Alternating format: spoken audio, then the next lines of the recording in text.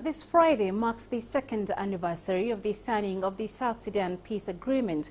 UN officials are stepping up pressure on South Sudan to show genuine political will toward achieving peace in the world's youngest nation. Our UN correspondent Liling Tan reports from New York.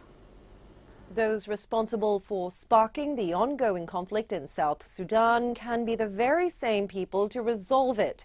According to the UN's Assistant Secretary General for Peacekeeping, El-Gassim Wayne, referring to the political rivals, President Salva Kiir and rebel leader Riek Machar.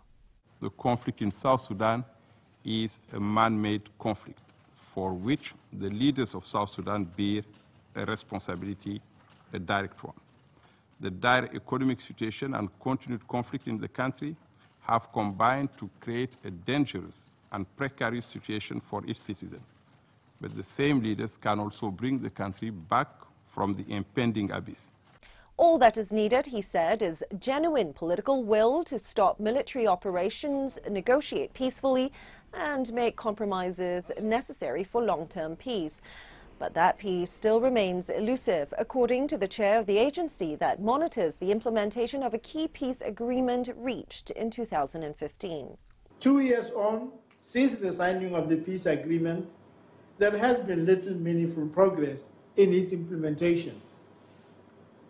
Since July 2016, we as JMEC have remained profoundly shocked by the rampant hostilities across the country and the rapid deterioration of the political, security, humanitarian and economic situation in South Sudan. Efforts by the UN to mediate and help manage the fighting has made little progress. The UN mission in South Sudan, known as UNMISS, continues to struggle to carry out its mandate to protect civilians, while the deployment of a regional protection force authorized by the Security Council a year ago has repeatedly been delayed. So far, only the Nepalese High Readiness Contingent has fully deployed, while the Bangladeshi construction contingent is only partially in position.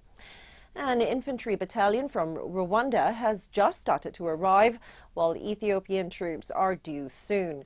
There has also been contention between UNMISS and the government over the Regional Protection Force's mandate to protect Juba International Airport. Liling Tan, CGTN, New York. Still in South Sudan, the United Nations mission in the country is planning to step up its patrols in the town of Tori in eastern Equatorial State.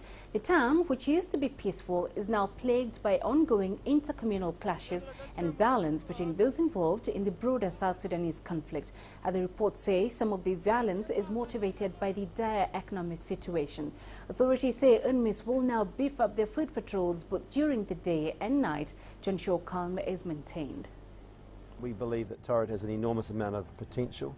It's got good, hard-working people, great soils. It should be one of the most prosperous places in the country, and I think we're on the path to creating that sort of a future. I mentioned to the governor that our UNMISS people, which have been moving out and on patrols, have, I think, created perhaps more stability and more confidence building. I offered more in that regard to be able to do that.